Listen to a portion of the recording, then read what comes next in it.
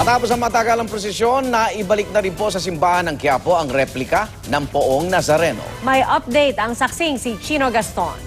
Chino?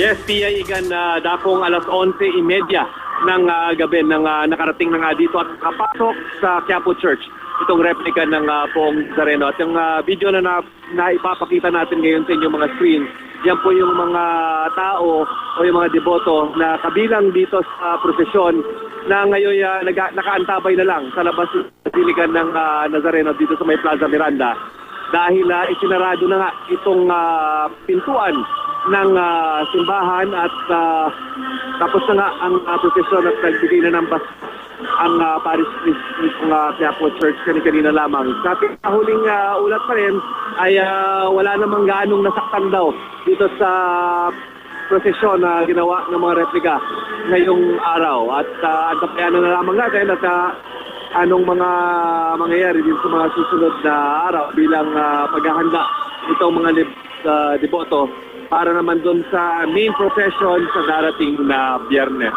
At yan ang latest mula rito sa Quiapo Church. Balik sa inyo dyan sa studio.